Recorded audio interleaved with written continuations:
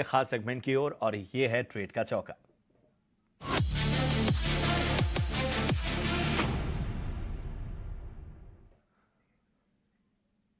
राहुल जी, प्रशांत बात कर रहा हूं। बताइए आपकी नजर कहां पर है आज?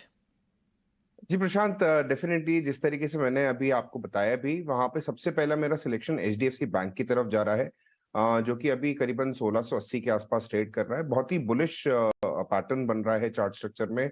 और मुझे लगता है जिस तरीके का एक अंडर परफॉर्मेंस हमें एचडीएफसी से देखने को मिला था, वो कहीं ना कहीं अब एक्टिव मोड में जाता हुआ दिखेगा। और मुझे लगता है कि अब ये जो लेवल्स जिस पे काम कर रहा है अभी, वो बहुत ही अट्रैक्टिव है। यहाँ पे आप देखेंगे तो रेंज ब्रेकआउट देखने को मिल रहा है, एक हॉरिजॉन्टल लाइन का ब्रेकआउट देखने को मिल रहा है। मुझे लगता है एचडीएफसी बैंक बहुत जल्द आपको 1750 के लेवल्स तक जाता हुआ दिखेगा। तो एचडीएफसी बैंक में खरीदारी की राय है। यहाँ पे स्टॉप लॉस आपको 1655 पे मेंटेन करना होगा। सेकंड सिलेक्शन एक थोड़ा अनकॉमन नेम है, बट यहाँ पे इन्वेस्टमेंट की राय है। कैप्टन पाइप्स लिमिटेड, जो कि 19 रुपए 50 पैसे के आसपास काम कर रहा है। जो कंपनी है वो यूपीवीसी और फिटिंग्स के क्षेत्र में काम करती है। बहुत ही हाईली इक्विप्ड मैन्युफैक्चरिंग प्लांट्स हैं इनके। और जिस तरीके का रिसेंट में इन्होंने ग्रीनफील्ड केपेक्स के बारे में डिस्कशन किया है, वो बहुत ही अच्छा लग रहा है आने वाले कंपनी के टाइम के लिए। जो ओवरऑल जो सेटअप बन के आ रहा है, और जिस तरीके के टारगेट वॉल्यूम ग्रोथ यहाँ पे देखने को मिल रही है, वहां पे करीबन हमारा अनुमान है कि करीबन 20% की ग्रोथ आपको अगले 5 साल तक बनती हुई दिखेगी। टेक्निकल स्ट्रक्चर भी बहुत ही स्वीट स्पॉट पे अभी मौजूद है। हल्के से डिक्लाइंस पे अभी मिल रहा है, तो यहाँ पे परचेज की राय रहेगी। जो आपको स्टॉप लॉस बनाना होगा वो रहेगा 17 रुपए का, और टारगेट प्राइस रहेगा 28 रुपए का कैप्टन पाइप्स लिमिटेड के अंदर।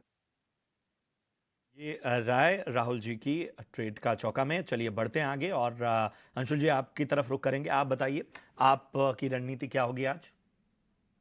देखिए, मैं दो स्टॉक बाय देना चाहूंगा और दोनों मिड कैप कैटेगरी से दूंगा। मैंने लास्ट टाइम भी आपके शो पे कॉफी डे बाय दिया था। 13 हफ्ते का इनसाइड बार था, वीकली इनसाइड बार था, जहाँ से स्टॉक ने मेरे बाय लेवल से 30% की रैली दी थी। कल पुल बैक खत्म होके आज वापस ट्रेंड शो कर रहा है, तो 62 के लेवल पे बाय करना चाहिए स्टॉक को।